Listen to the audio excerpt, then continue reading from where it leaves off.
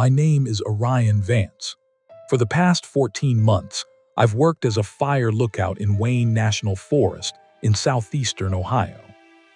The tower's an old steel frame bolted to the ridge, 60 feet up a switchback staircase. Most days, the job is exactly what it sounds like. Climb up before sunrise, log the weather, watch the tree line for smoke. At least that's what training said. The nearest neighbor is a hunting cabin 2 ridges over, empty most of the year. Cell signal dies about a mile before the gate, and the radio channel they gave me isn't the one printed in the handbook. By the end of my second week, my supervisor sat me down and explained there were 5 rules I had to follow. He mentioned the last lookout broke Rule 3. I never learned his name. For 2 years, I worked security at a self-storage facility off Route 23 outside Columbus, Ohio. My job was to sit in a small office and watch a bank of monitors from 11 at night until 7 in the morning, making sure nobody broke into units full of furniture and boxes that people were probably never coming back for. I am not going to tell you the exact county the fire tower is in, or the name of the road that leads up to it, because after everything that happened there, I do not think anyone should go looking for it on purpose. You have probably had a job like the one I used to have, something that paid enough to get by and asked nothing of you except to stay awake and keep your mouth shut. I did that job for 2 years, and I hated almost every night of it. The only thing that kept me there was the paycheck, and the fact that I did not know what else I wanted to do with myself. My sister, Megan, used to call me on my lunch break just to make sure I was still talking to real people and not just the security monitors. In March of 2022, I saw a posting on a job board for something called a fire lookout position with the state of Ohio. I had never heard of a job like that before. I did not know Ohio still had people sitting in towers watching for smoke. I figured that had gone to cameras and satellites decades ago. But there it was, a listing for a seasonal fire tower observer in a state forest in the southeastern part of the state, in the hill country, the kind of land that still has enough dry leaf litter in spring and fall to burn fast if something sets it off. The listing did not say much. It said the position came with a small cabin at the base of the tower and a stipend for isolation, since cell service in that part of the county was close to non-existent. It said preference would be given to candidates who did not mind being alone for long stretches of time. I called the number listed, and a man named Marcus Doyle answered on the second ring. He told me he worked with a private land trust that managed the parcel jointly with the state forestry division, which was why the hearing was not run through the usual state channels. That explained why nobody I talked to at any state office had ever heard of the position when I tried to look it up. Marcus told me the interview would be quick, and it was. We met at a diner off the highway instead of an office, which struck me as strange, though I did not think much of it at the time. He asked about my work history, whether I had family who would worry if they could not reach me for days at a time, whether I got along with silence. I told him the truth. I did not have much keeping me in the city besides Megan, and after 2 years of night shifts in an empty storage building, silence sounded like a vacation to me. Marcus nodded and wrote something down on a clipboard. Then he looked up and asked a question that did not fit with anything else he had asked me that day. He said, if something in the woods started talking to you, what would you do? I laughed because I thought it was some kind of test, a way to see if I would spook easily out there alone. I told him I would probably talk back and see what it wanted. Marcus did not laugh with me. He just nodded a second time, wrote something else down, and told me the job was mine if I wanted it, starting in 2 weeks. I said yes before I even asked him what the pay was. I found out later the pay was good, better than it had any right to be for a job that mostly involved watching trees. I did not think about that question again until I had been at the tower for almost 3 weeks. By then, I understood exactly why Marcus had asked it, and exactly why he had not laughed. I drove out on a Friday morning in early April, following directions Marcus had emailed me since the address did not show up right on any map application I tried.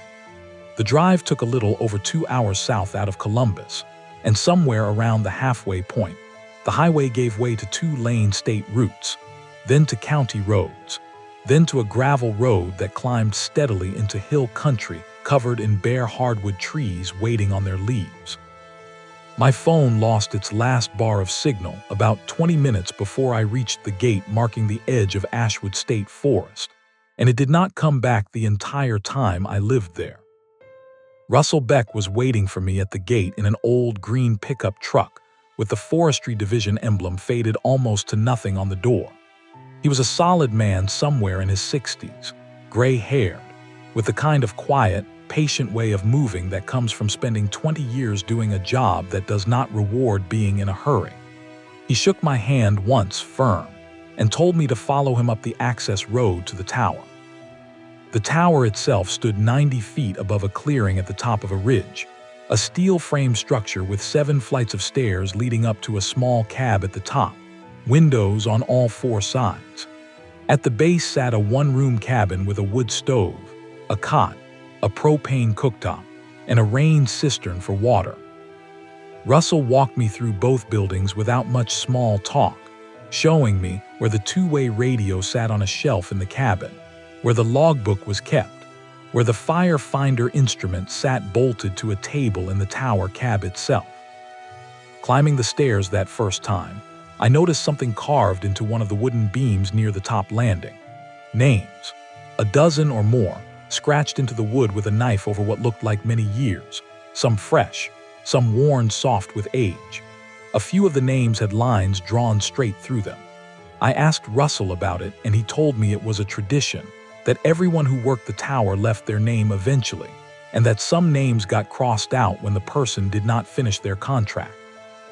I asked what happened to the ones who did not finish. Russell looked at me for a second longer than felt comfortable and said only that some people decided the job was not for them. I did not push it that first day. I had a feeling I would find out more than I wanted to eventually, and I was right about that. Once we were back in the cabin, Russell handed me a laminated index card. On one side, it had my pay schedule and emergency contact information. On the other side were 5 rules, typed out in plain black text with no explanation attached to any of them. If the trees start talking to you, always be polite. If you see fire everywhere, do not leave the tower. If you see an old woman facing away on the west trail, back away immediately. If you see floating lights above the tower, lock every window. If you see a stone giant in the distance, radio it in and give it space. I read the card twice and looked up at Russell, waiting for him to tell me it was a joke, some kind of hazing ritual for the new guy. He did not smile. He told me to memorize the card before nightfall and to never, under any circumstances, treat any of the 5 rules as optional, no matter how safe or how foolish following them might feel in the moment. I asked him directly whether these rules were about real things. Russell only said that I would understand soon enough, and that he wished someone had given him a better answer than that when he started 20 years earlier. He told me he would keep doing the weekly radio check every Sunday evening for as long as I needed him to, at least through the first year, before handing that duty fully over to the regional dispatch office.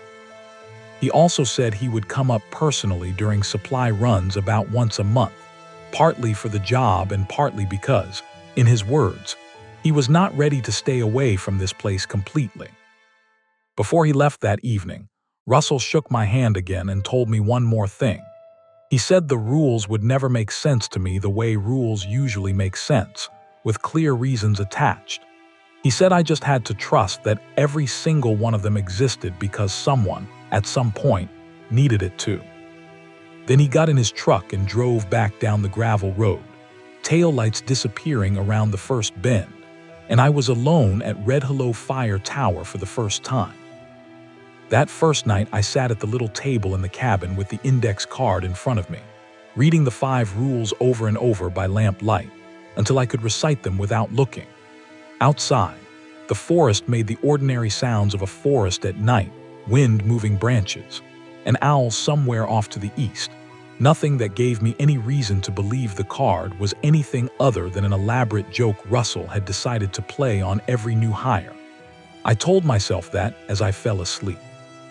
I believed it for exactly 19 more days.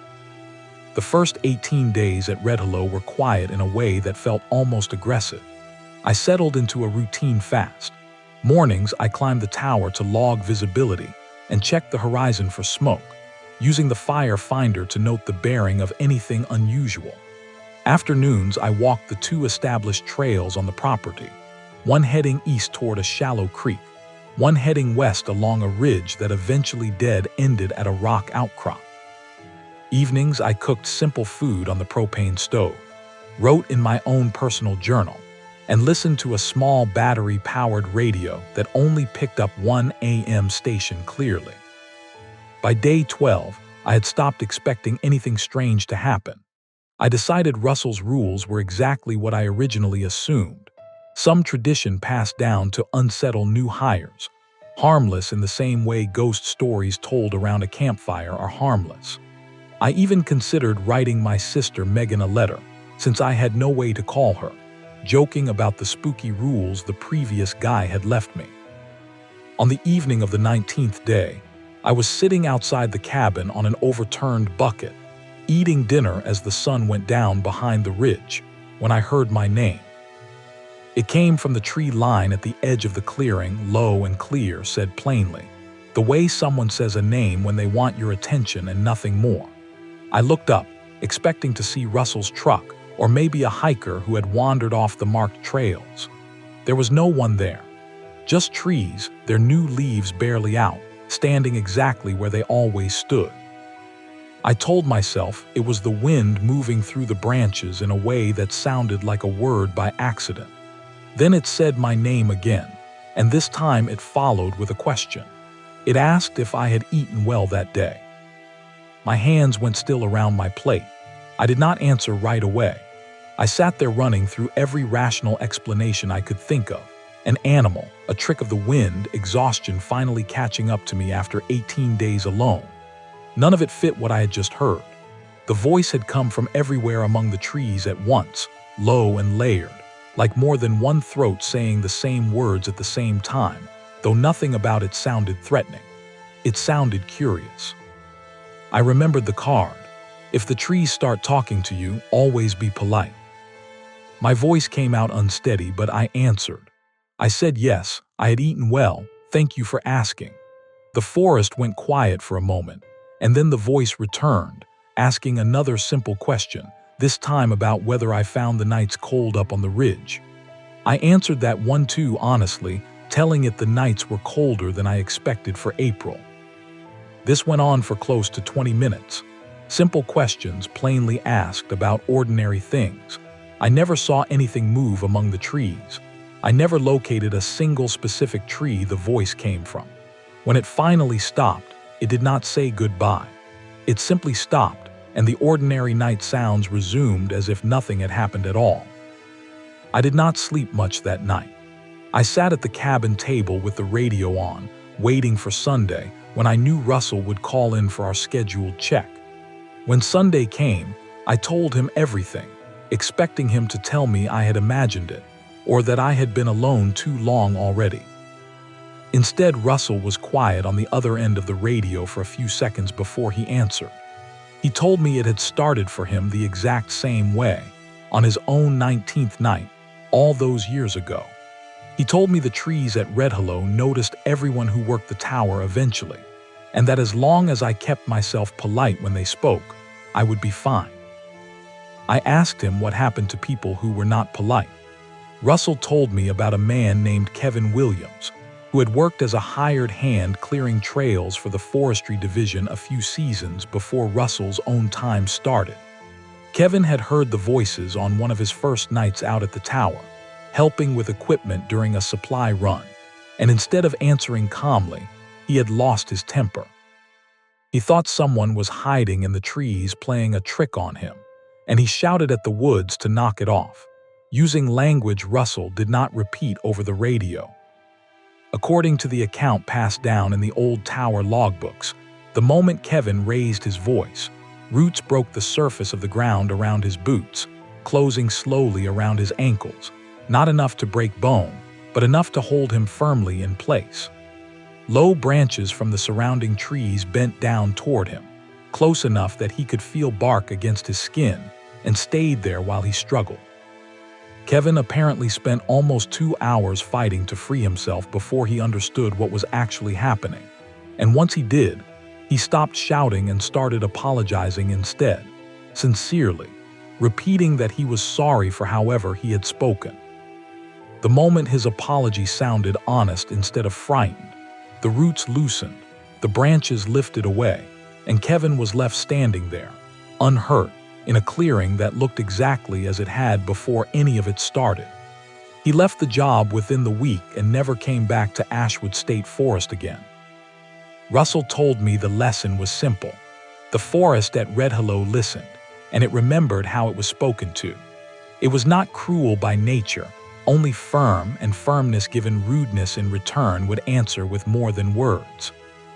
I carried that story with me for the rest of my first season, and every single time the trees called my name after that, I answered them the same way I would answer a stranger who deserved basic courtesy, regardless of how tired or unsettled I felt underneath. It became part of my routine, strange as that sounds. One more thing to do alongside logging smoke bearings and checking the cistern water level. Some nights the trees asked me nothing at all. Other nights they asked the same handful of ordinary questions, over and over, as if they were still learning how conversations were supposed to work. I never once raised my voice to them, not in 4 years. I never wanted to find out firsthand what came after roots and branches, if a person kept refusing to apologize. 8 months passed after that first conversation with the trees before anything challenged the second rule on Russell's card. By then it was late November, deep into fall fire season, the kind of dry, leaf-covered stretch of weeks when a single spark could move fast across the forest floor if conditions lined up wrong. I had grown comfortable at Red Hollow by that point. I knew the sound of every board in the cabin floor, the exact number of steps between landings on the tower stairs, which sections of the west trail flooded after heavy rain. I had even started to think of the trees calling my name as something closer to routine company than a threat. That comfort ended on a Tuesday night in the last week of November. I was up in the tower cab doing my final visibility check before heading down for the evening when the entire forest around Red Hollow appeared to catch fire at once. Every direction I looked, orange light bloomed low against the tree line, spreading with a speed no real forest fire could match, flame climbing trunks and racing along the canopy in complete silence. There was no crackle of burning wood, no popping of sap, no roar of wind feeding flame. There was no smoke rising, no smell of smoke reaching the tower at all, and no heat radiating up from below despite what looked like an entire ridge line burning under me. I froze at the window for several seconds, my mind trying to force the scene in front of me into something that made sense. Real fire behaves in specific ways. It makes sound. It makes smoke. It makes heat you can feel from a distance. This fire did none of those things, and that absence was somehow worse than if the tower itself had been surrounded by real flame. Then I saw it moving through the false fire, coming up the slope toward the tower. It was shaped roughly like a person, but massive, at least 20 feet tall, built entirely from wood that burned from within without ever being consumed, its outline flickering and shifting as it walked. It did not hurry. It moved at an even, deliberate pace, the same pace someone takes when they know exactly where they are going and feel no need to rush. I remembered the second rule immediately. If you see fire everywhere, do not leave the tower. Every instinct in my body wanted to run down those 7 flights of stairs and get as far from that ridge as my legs could carry me. I forced myself to stay exactly where I was instead, gripping the edge of the fire finder table until my knuckles ached, watching the burning giant climb the last stretch of slope until it stood directly beneath the tower.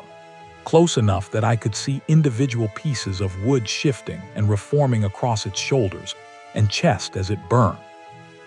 It did not attempt to climb the tower. It did not make any sound at all, no footsteps, no crackle, nothing.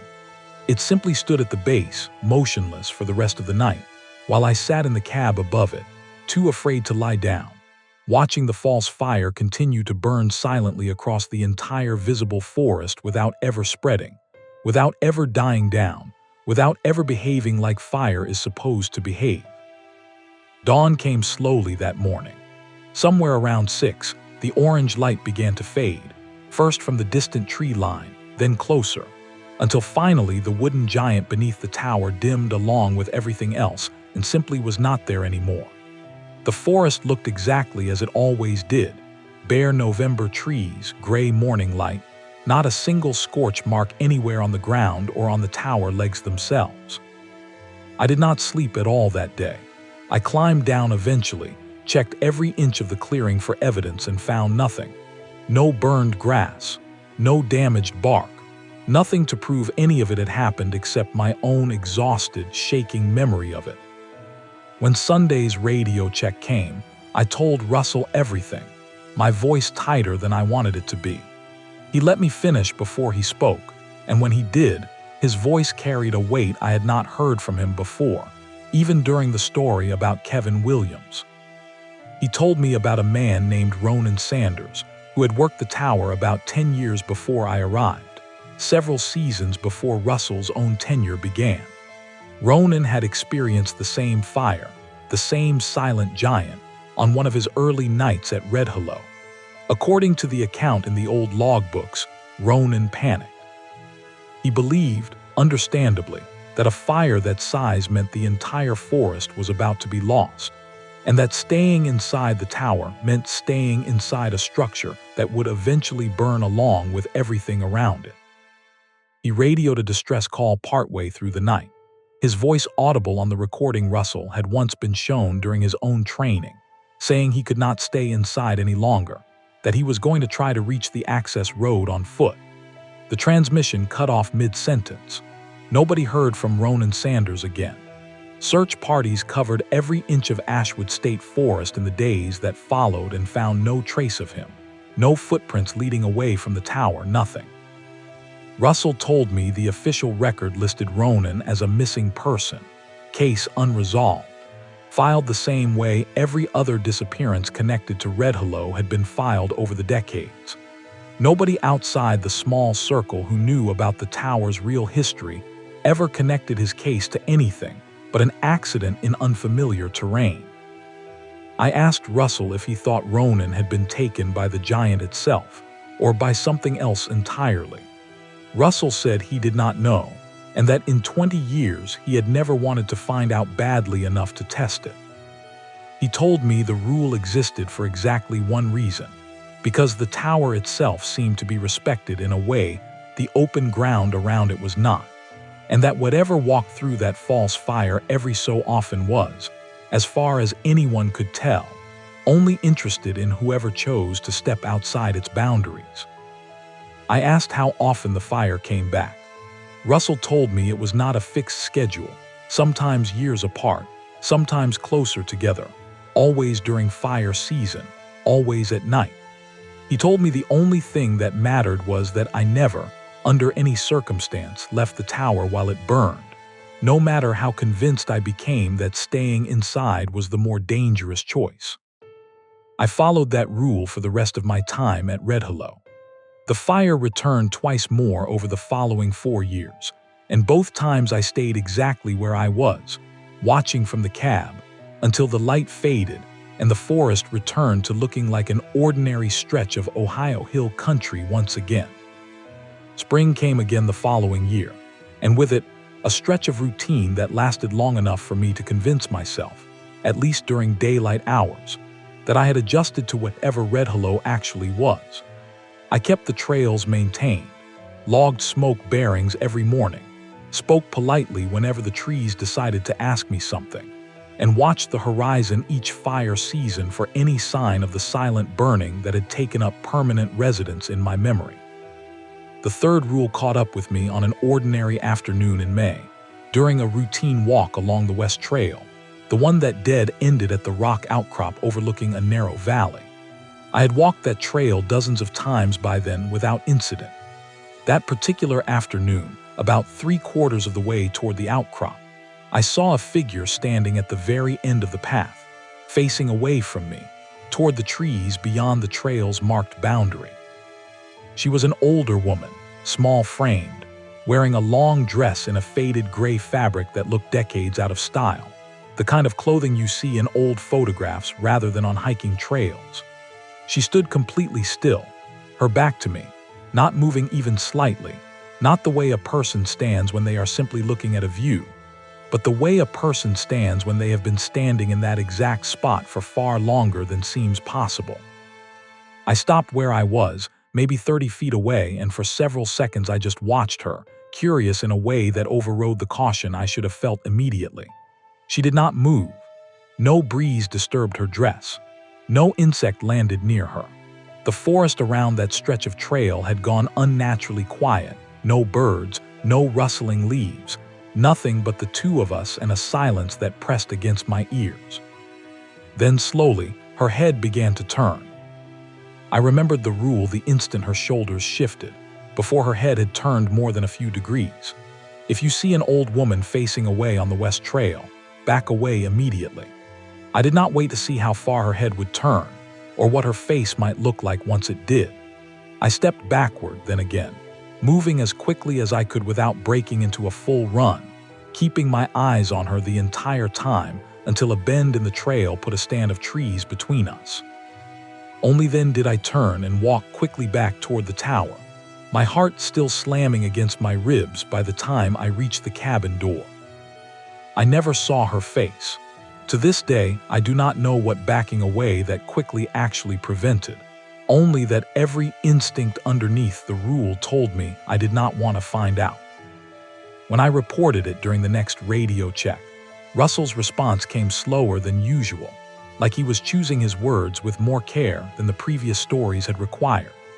He told me the old woman on the West Trail had been part of local history long before the state ever purchased the land to create Ashwood State Forest, going back, according to old accounts, well over 100 years, to a time when the land belonged to individual families rather than the state.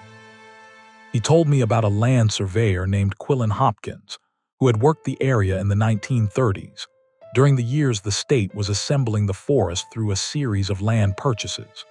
Quillen had encountered the same figure on the same stretch of trail, and unlike me, he had not looked away in time. According to the account Russell had read in decades-old records passed down through the tower's history, Quillen saw her face fully before he managed to step back. Nothing happened to him immediately. He walked away from the encounter under his own power, finished his survey work that day, and reported nothing unusual to his crew. But over the following days, the people who worked with him noticed a change.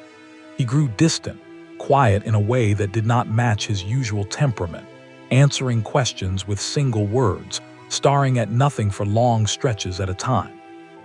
4 days after the encounter, Quillen Hopkins walked away from his survey camp during the night and was never seen again.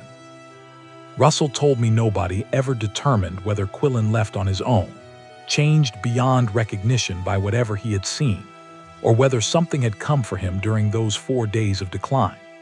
The record simply listed him as missing, another name added to a list that had been growing quietly for a very long time before either of us ever set foot at Red Hollow. I asked Russell why the rules specifically mentioned backing away rather than running. He told me he did not know for certain, only that every account he had ever read agreed on that detail, that the figure responded to sudden, frantic movement differently than it responded to a slow, deliberate retreat. He told me to trust the exact wording of the card, not my own instincts about what felt safer in the moment, because, in his experience, instinct and safety did not always line up the way people expected them to at Red Hollow. I walked the West Trail many more times over the following years. I saw her twice more, always in the same spot, always facing away. and both times I backed away the moment her head began to move, without waiting, without curiosity getting the better of me, the way it nearly had that first time. I never learned what she wanted, or why that particular stretch of trail belonged to her the way it seemed to. I only knew that whatever discipline it took to look away from something that strange, I found it every single time, because I had heard exactly what happened to a man who did not. The fourth rule found me almost a year and a half into my time at Red Hello, during a warm stretch of July nights when the air stayed thick and still well past midnight. I had gone to bed early that particular evening, tired from a long day spent clearing storm debris off both trails after a rough thunderstorm had passed through the region 2 days before. I woke sometime after midnight to a light coming through the cabin's single small window, brighter than moonlight, with a quality that made me sit up immediately even before I understood what I was seeing. Outside, small points of white light drifted above the tower and the clearing surrounding it, dozens of them, moving in slow, unhurried patterns, rising and falling gently, circling the tower's upper cab the way moths circle a porch light, except these lights generated no visible source, no filament, no flame, nothing but the light itself hanging in the dark air. I remembered the fourth rule the moment I registered what I was looking at. If you see floating lights above the tower, lock every window. The cabin had 3 windows besides the door. I moved through the dark room fast, latching each one in turn, my hands working faster than my thoughts, some part of me still trying to process what was happening outside while another part simply followed the instructions on the card without needing to understand them. I checked the door last, made sure the latch was fully seated, and then stood in the middle of the small room, listening to my own breathing, waiting for whatever came next. That is the last thing I remember clearly from that night. The next thing I knew, gray morning light was coming through the same window, and I was sitting on the floor of the cabin, my back against the wall beneath the window I had just locked, in a position I had no memory of moving into. My legs had gone stiff from staying in one position for a long stretch of time. The clock on the shelf read a little after 5 in the morning. As far as I could reconstruct, at least 3 hours had passed since I latched that final window, and I had no memory of any of it, no dreams, no sounds, nothing but a gap where those hours should have been. I checked every window and the door. All of them remained locked exactly as I had left them. Nothing in the cabin appeared disturbed. I sat with that for a long time that morning, more unsettled by the missing hours than I had been by almost anything else at Red Hello up to that point, because at least with the fire and the old woman and the voices in the trees, I had been present for what happened. This time, something had simply taken a piece of my own night, and I had no way to account for it. When I reported it during the next radio check, Russell was quiet for longer than usual before answering. He told me the lights were, in his experience, the least understood of the 5, and the one he personally feared the most, precisely because following the rule correctly did not guarantee you would remember everything that happened while you followed it. He told me about a tower observer from decades earlier named Eloan Vance, a woman who had worked Red Hello sometime in the late 1980s. According to the account passed down through the old logbooks, Eloan experienced a light event similar to mine, one night in late summer, and by all accounts followed the rule, locking her windows as instructed. The following morning, when a supply truck arrived on schedule, the driver found the cabin door still locked from the inside, every window secured exactly as the rule required, and Eloan simply gone.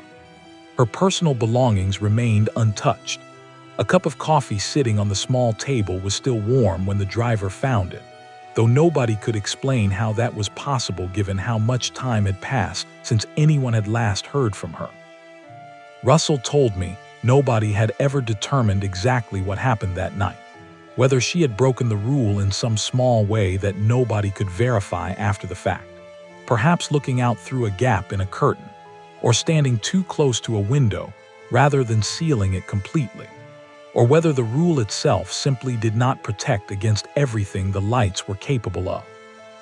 He said some of the older records speculated that maybe she had unlatched a window partway through the night, drawn outside by something none of the recovered logs ever specified, though there was no way to confirm that theory either. The record listed her, like the others, as missing, cause undetermined. That story sat with me for a long time after that radio call ended. A few weeks later, while reviewing my own personal journal to note some observations about deer activity near the East Trail, I discovered that several pages were missing, cut cleanly near the binding rather than torn. The missing pages, based on the dates surrounding them, corresponded exactly to the period covering that night of the missing 3 hours. I had written in that journal every single night without exception. I have no memory of ever removing those pages myself, and no explanation for where they went. I never got those hours back, and I never found those pages. I locked every window every single time the lights appeared after that, without exception, understanding by then that following the rule correctly was the only thing within my control, even if it could not guarantee I would remember or keep everything the night decided to take from me. By the time the 5th rule became something more than words on a laminated card, I had lived at Red Hello for almost 3 years. I had grown into the rhythm of the place by then in a way that surprised me when I thought about it honestly. The trees still called my name sometimes, and I still answered politely without having to remind myself to. The false fire had returned once more during that stretch, and I had stayed inside the tower both times without needing Russell's voice on the radio to steady me through it.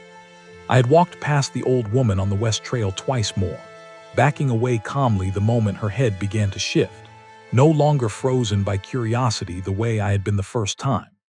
The floating lights had come back once as well, and though I still lost time whenever they appeared, I had stopped expecting to ever get those missing hours back.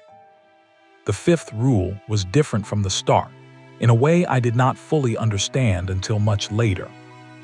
It was a clear October afternoon, the kind of day with sharp blue sky and just enough wind to send leaves scattering across the clearing, when I noticed something at the far edge of the visible tree line while doing my regular visibility check from the tower cab. At first I assumed it was an unusually tall dead tree, something storm damaged, standing apart from the surrounding canopy. Then it moved. The shape stood taller than any tree around it, easily 40 feet, built from what looked like solid gray stone, rough and uneven across its surface, shaped roughly like a person the same way the burning giant had been shaped roughly like a person, though this figure moved with a slow, careful heaviness that made the ground seem to absorb each step rather than transmit it as sound. It was not walking toward the tower. It moved along the distant tree line, pausing occasionally, tilting what might have been its head toward the ground, as though searching for something specific among the underbrush. I remembered the 5th rule instantly. If you see a stone giant in the distance, radio it in and give it space. I picked up the radio and reported the sighting exactly as required, giving my best estimate of bearing and distance, my voice steadier than I expected given what I was watching move along the ridge line below me. Russell answered within a few minutes, since that particular week fell during one of our scheduled check windows. And once I described what I was seeing, his tone shifted into something calmer than I had heard from him during any of the previous 4 rules. He told me the stone giant was, as far as anyone at Red Hello had ever documented, the least aggressive of everything connected to the tower. He said it had never been linked to a single disappearance in all the records he had reviewed over his own 20 years and whatever earlier history he had access to. He told me it appeared to be searching for something rather than hunting, and that the older accounts described it as looking for smaller versions of itself, stone figures no larger than a child, that the old logbooks referred to, without much elaboration, as its lost children. I asked Russell what he meant by lost. He told me he genuinely did not know, only that the pattern across decades of sightings suggested a slow, patient search that never seemed to end and never seemed to succeed, at least not according to anything anyone had ever recorded. He told me to keep my distance as the rule required, not because the giant had ever been documented attacking anyone, but because nobody actually knew what would happen if it felt crowded or interrupted during its search. I watched it from the tower that afternoon until it moved beyond the visible tree line and out of sight, careful and slow the entire time, never once looking toward the tower itself. About 3 weeks later, I encountered it again, this time while walking the east trail near the creek, well within the distance the rule required me to maintain. I stopped where I was the moment I recognized the shape through the trees, radio already in hand, ready to report it as before. Before I could key the microphone, I saw it crouch slowly beside a cluster of large stones near the creek bank. Stones that, from where I stood, had always looked like nothing more than ordinary rock formations exposed by years of water erosion. One of those stones shifted. It was smaller than the giant by a wide margin, no taller than a young child, roughly humanoid in shape, made from the same rough gray stone. The giant reached down with a care that did not match its massive size at all, lifted the smaller stone figure with both hands, and settled it gently onto its shoulder, the way I imagine a parent settles a tired child who has finally been found after being lost for a long time. It stood there for a long moment after that, motionless, the smaller figure resting against it, before turning and moving slowly back toward the deeper forest, away from the creek, away from me, until the trees closed around both shapes and I could no longer follow their outline. I did not report that second encounter as an emergency, since nothing about it matched anything resembling a threat. I told Russell about it during our regular check instead, describing exactly what I had seen. He was quiet for a long moment before answering, and when he finally spoke, his voice carried something closer to relief than I had heard from him during any of our conversations up to that point. He told me that in 20 years of hearing about the stone giant secondhand, he had never once heard an account of it actually finding one of the children it seemed to spend its endless slow searching looking for. He told me my report was, as far as he knew, the first time anyone connected to Red Hello had ever witnessed that particular ending to its search, even if it was clearly not the end of the search altogether, given how many more of those stones still sat scattered across the property, waiting, as far as either of us could tell, to be found the same way. That encounter changed something in how I understood the forest around Red Hello, more than any of the previous 4 rules had managed to on their own. Everything up to that point had taught me to be afraid, carefully, deliberately, in specific and different ways depending on what I was facing. The stone giant taught me something else entirely, that whatever moved through those woods alongside the fear was not simply hunting the people who worked there. Some of it, at least, was only looking for something it had lost a very long time ago, moving slowly through the same hills, season after season, never giving up. 4 years passed at Red Hello before anything changed enough to make me think seriously about leaving. I never got a full explanation for any of the 5 rules during that entire time, and by the 4th year, I had mostly stopped expecting one. I followed the card the same way every single time, spoke politely to the trees, stayed inside during the silent fire, backed away from the old woman before her face ever turned fully toward me, locked every window when the lights came, and kept my distance whenever the stone giant appeared along some distant tree line, still searching, still patient, still apparently unfinished with whatever task it had set for itself long before I ever arrived. During my 4th winter, while doing a deep cleaning of the tower cab ahead of the coming fire season, I found an old wooden storage box tucked behind a loose panel near the base of the fire finder table, a place I had never had reason to look into during 3 previous winters of routine maintenance. Inside sat a stack of logbooks far older than any I had used myself, their covers cracked and their pages brittle, going back further than Russell's own 20 years by a wide margin. I spent that evening reading through them by lamplight and found, exactly as Russell had described over the years, direct entries confirming everything he had told me. Ronan Sanders, listed by name, his final radio transmission transcribed in someone else's careful handwriting, followed by a note confirming he was never found. Eloan Vance, listed a few pages earlier in a different logbook entirely, her disappearance described in the same plain, official language, ending with the same unresolved conclusion. Further back still, in a logbook so old its pages had gone nearly brown, I found a shorter entry referencing Quillen Hopkins directly by name, describing his change in temperament following an encounter on the West Trail and his disappearance 4 days later. Reading all three names together, confirmed in the tower's own physical records rather than only in Russell's retellings, settled something in me that I had not realized was still unsettled. I had believed him the entire time.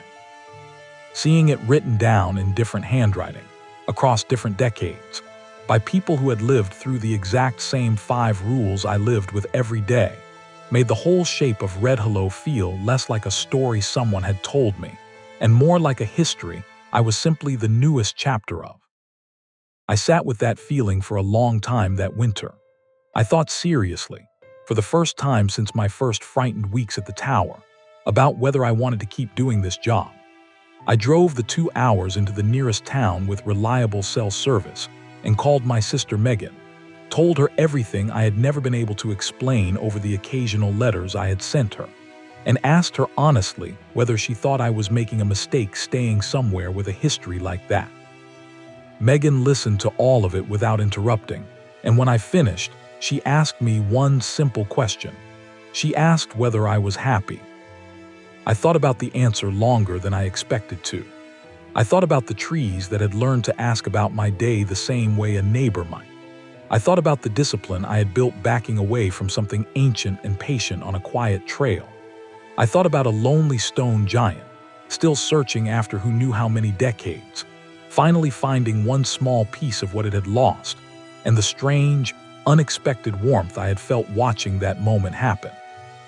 I thought about Russell, still checking in some Sundays even years after he no longer had to, because he told me once that Red Hello never fully let go of the people who gave it their honest attention. I told Megan yes. I told her I was happy, in a way I had never managed to be during 2 years of night shifts watching empty storage units on a monitor.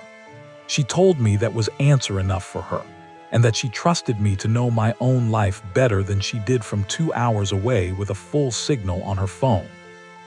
I decided to stay. I am still there now, 4 years and counting, and I have long since stopped waiting for the day someone finally explains where any of it came from. The voices, the silent fire, the old woman, the lights, the giant searching for pieces of itself scattered across a few hundred acres of Ohio hill country.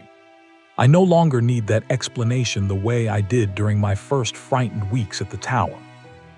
I have come to understand that some places simply operate by their own rules, and that a person can build an honest, steady life inside those rules once they commit to respecting them completely. I think about Ronan Sanders sometimes, and Eloan Vance, and Quillen Hopkins, 3 names carved permanently into the history of this place through logbooks rather than through the tower's wooden beams, each of them undone by a single moment of panic or curiosity or bad luck, against rules that asked for nothing more than patience and respect. I carry their names with me every time I climb those 7 flights of stairs, not as a warning exactly, but as a reminder of exactly how much following 5 simple instructions has been worth to me. I do not know if Red Hello is the only place like this in the country. I have read enough old accounts by now, tucked away in enough forgotten logbooks, to suspect it probably is not.